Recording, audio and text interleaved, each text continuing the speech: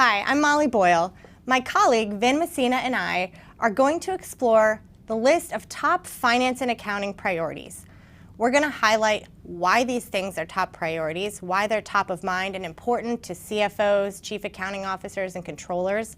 We'll discuss what the risks are of not having the time to adequately focus on these areas, and most importantly, we'll highlight how technology like BlackLine's modern accounting platform enable finance and accounting teams to succeed.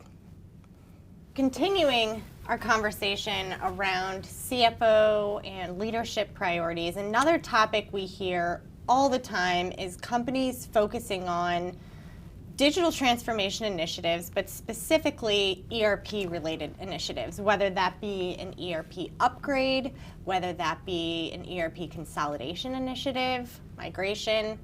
At the end of the day, it doesn't necessarily matter as it relates to our conversation here today, but companies are focused on this because there's a shift happening where organizations are evaluating their technology stack, and they're looking at what often is outdated, really disrupted, disparate systems. Many organizations have multiple different ERPs or ERPs that have been highly customized.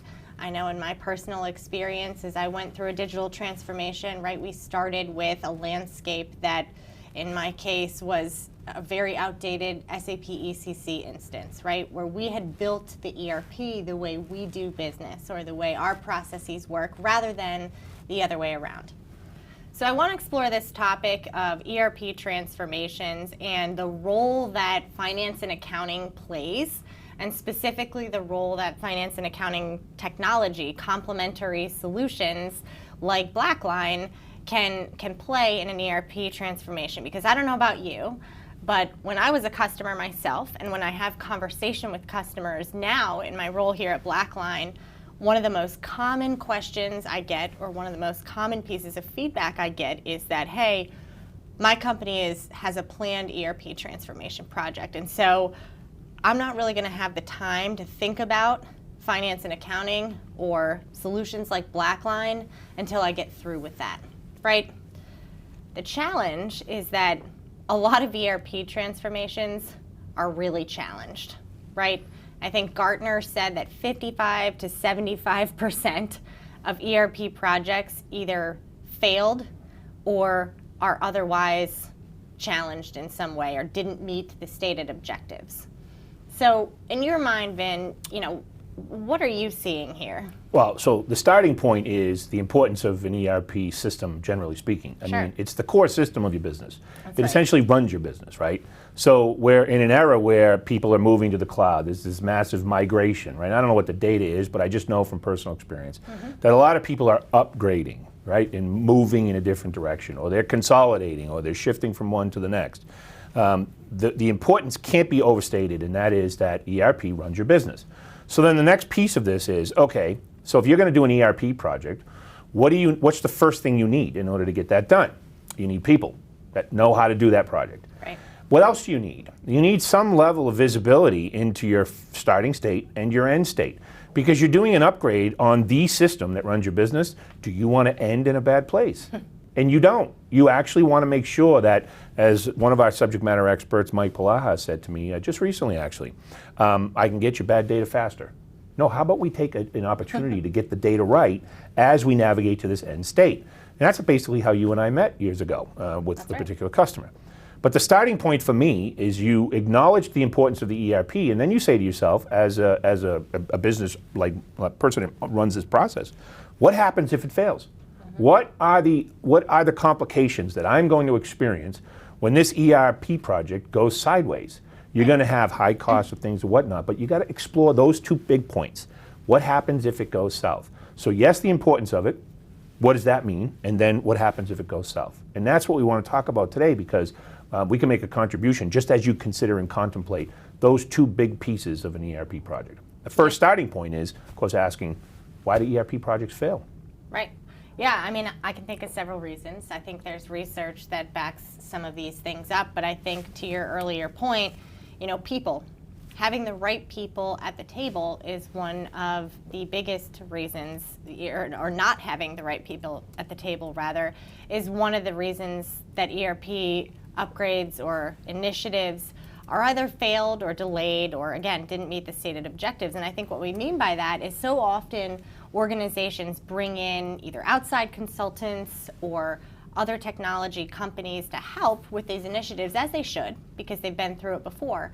But I don't think you can understate the value of internal subject matter expertise in an initiative of this magnitude, nor can you understate the value of having finance and accounting expertise. Because at the end of the day, if the ERP system is your system of record, if it is the system running your business, and you don't have your arms around the completeness and the accuracy of the data transacting in that system, and if you don't have the financial controls embedded in that system as you move to this new environment, not only do you introduce a significant amount of risk of error, but you can also add a lot of cost, right?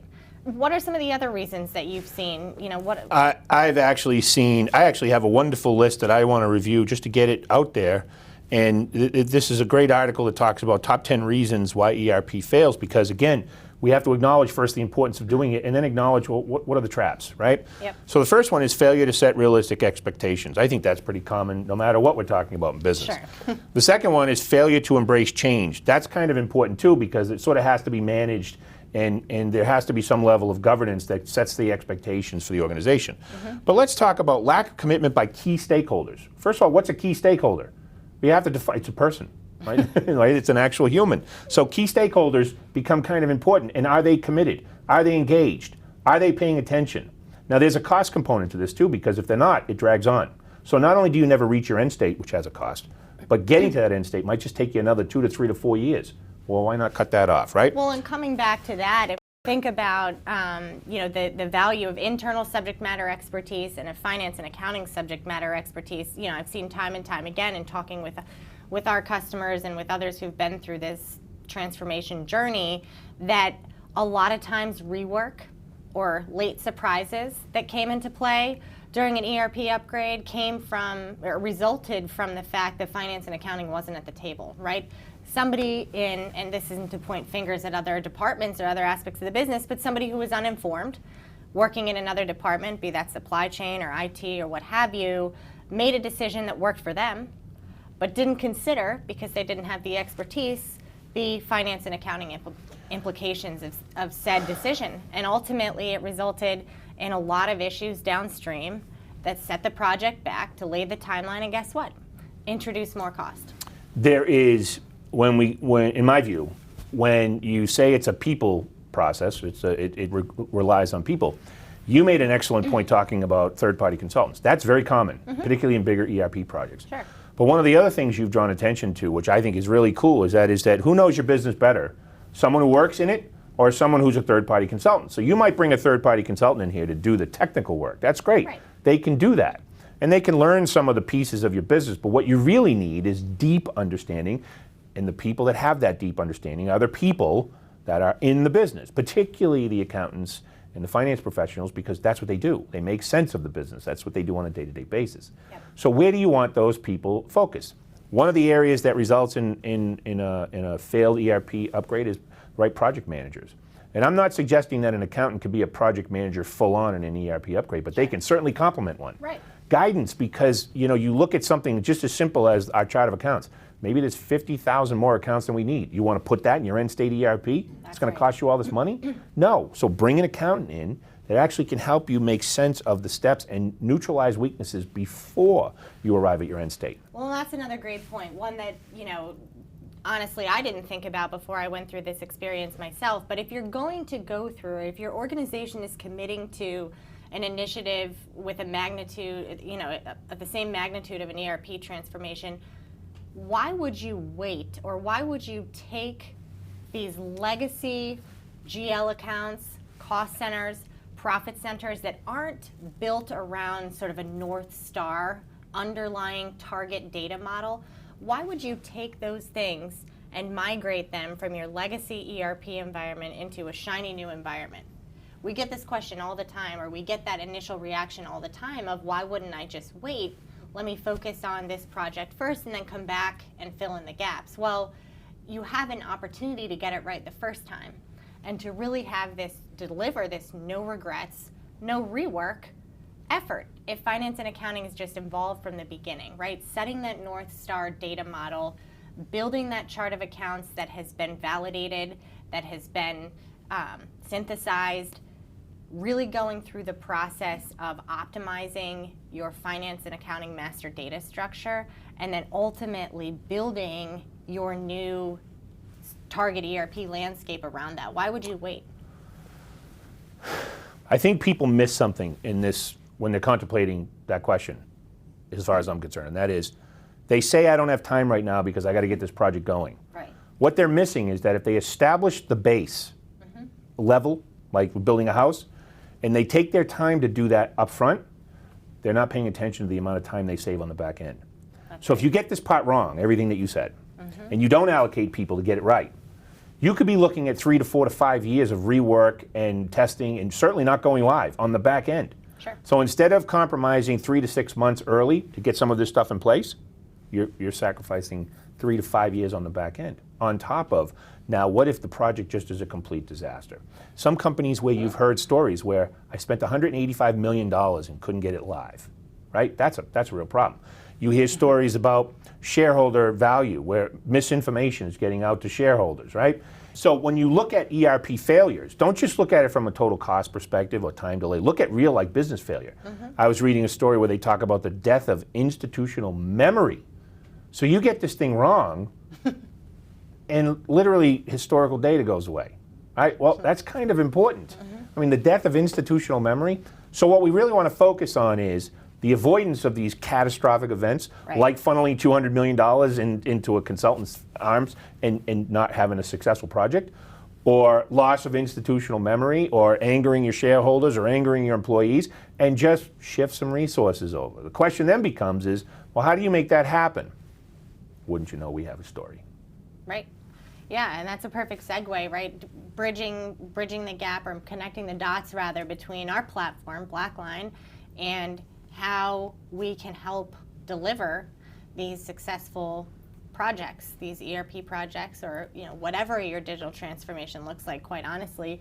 And in my experience, I think there's a lot of reasons that you would do that, and why you would do that. But first and foremost, this is a critical piece of your overall business, the areas that BlackLine addresses that ERPs do not do, right? And so there's some piece of research out there, I think one of the articles around why ERP upgrades fail said that there was no consideration for complementary ERP technology, right? And I think one of the things that companies are doing really well in today's transformation environment is taking this best of breed, this best in class, leading practice focused approach, rather than building as they go and hoping it works out in the end.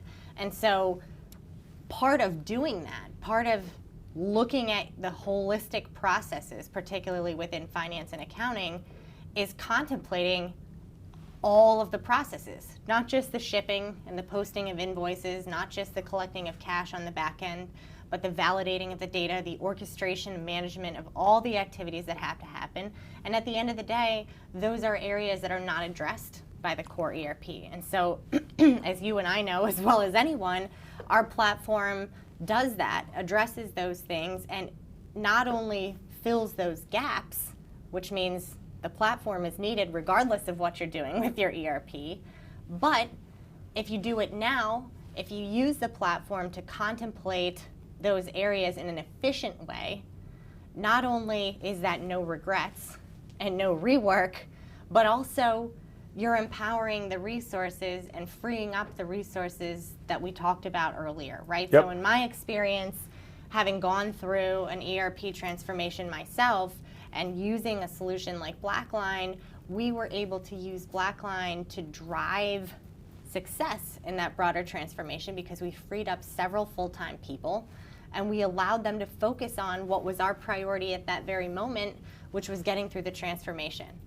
And before I ask you to comment on that. The other thing that I think is important, besides the fact that that was no regrets work, is the fact that we were also building leading practices in finance and accounting at the same time we were building leading practices in the rest of the business. And that creates some really positive momentum and provides some quick wins because frankly, ERP transformation projects are long. They're marathons. And if you don't have a way to bring some early value and some wins to that project, no matter how big the ROI is, it takes a while to get there. Does. And in fact, there's a lot of research on change management, change leadership that says if you don't show those quick wins, people basically lose interest. That's and right. so the project stalls out even more. But when you're looking at where BlackLine fits, this idea of an ERP failure because they didn't take into consideration complementary solutions, to me there's a logical reason why that's important, and that is that you want to consider the complementary solution part of the ERP project. That's right. Because it's a process built within whatever the ERP is going to do. It's a gap, but that gap has an A, a beginning point, and a B, an end point. Somewhere in the middle is what that complementary solution is going to do. So you have a process coming along, oh, it hits a brick wall. Well, now if you don't have that complementary solution, you're building some sort of secret workaround and some maybe implementation that's customization, and you're trying to work around that gap. Well, then all of a sudden you find out the complementary solution will fill that gap. What do you do now? You got to go back and fill in that gap. Yeah. So why not just contemplate that gap up front, right? And Right. that's where BlackLine comes into play. Right, imagine trying to embark on filling a gap at the end of what was already a marathon ERP transformation, right? Makes no sense. To your point, your people are done. They've worked hard, they've gone through the change management already, and their appetite for doing that again is not likely to be what it is at the front end of that project. No, and I look at it very simply. It's absolutely quick wins to free up capacity to get the bigger wins and keep the project going. That's right. Subject matter expertise, not doing basic accounting, doing the ERP project, but also the technical visibility into what do you want the world to look like. Because the way I described this to someone before I even started talking to you was, what accountants do is they interpret things along a journey, a transactional journey. So you've got a business process, an accountant comes in and they look at a GL, they look at a T account, if you will, and they can make sense of a process just by looking at that data, just by looking at a chart of accounts. A good accountant can come in and go, this is your chart of accounts, I think I can tell how your business runs, right?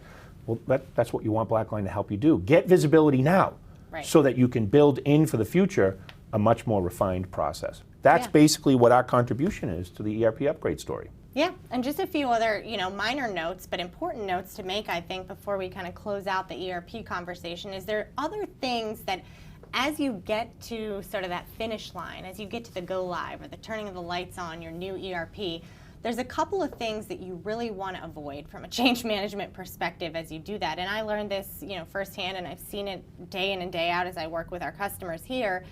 When you start to get to that finish line, there tends to be sort of a microscope around the change management, right? Again, no matter who's leading the project, whether it's IT, whether it's supply chain, they can do all the building, all the preparation, they can get everything over into the new test environment. But when it gets time to go live, there are some critical change management controls that have to be performed at the end of that process, right? That's things like validating historical data, Yep. making sure postings look the way they need to, getting your auditors, internal and external, comfortable with the magnitude and the importance of this change that's about to happen. And even at the individual sort of balance sheet and the overall compliance level, there sort of becomes this microscope on your results, on your controls, that really wouldn't otherwise be there. And so if you as an organization or if a company hasn't contemplated how they're going to document those controls, how they're going to go through all those validation exercises, what's on their balance sheet, quite frankly, if they haven't looked under the covers and, for example, evaluated open item managed accounts to see if they're aged items, what's going to happen when you get close to cutover is you're going to be doing a lot of extra manual work and a lot of cleanup, right? You might find errors, you might find unexpected write-offs, and there's additional costs then, again, which weren't otherwise contemplated. The key word there is cleanup. Spend time now to neutralize the cleanup, because cleanup for sure is not a value-added activity. It's an activity that emanates and originates from the fact that you didn't do something up front. That's why you need some cleanup. Will there be some? Sure, absolutely. Why not neutralize what you can? Sure. Yeah, and to tie a bow on sort of all of what we've just discussed with ERP upgrades, I think, is implementing a solution like BlackLine going to take some effort in addition to everything else you've contemplated? Absolutely. But are the costs that you would otherwise incur, the rework that you might run into, the risk that you're introducing into the process, are they outweighed by that initial level of contemplation and investment? Absolutely. So BlackLine is really enabling our customers to take this no regrets, no rework, best-in-class approach, addressing things like, of course, freeing up the resources we talked about, but also making sure that you can avoid that garbage in, garbage out situation, right? That's right. Making sure that your balance sheet is validated, helping you document your controls and get your auditors and external stakeholders comfortable with that, and ultimately avoiding a lot of unexpected costs and potential loss of shareholder trust. Agreed. Very nice bow. Thanks, Ben.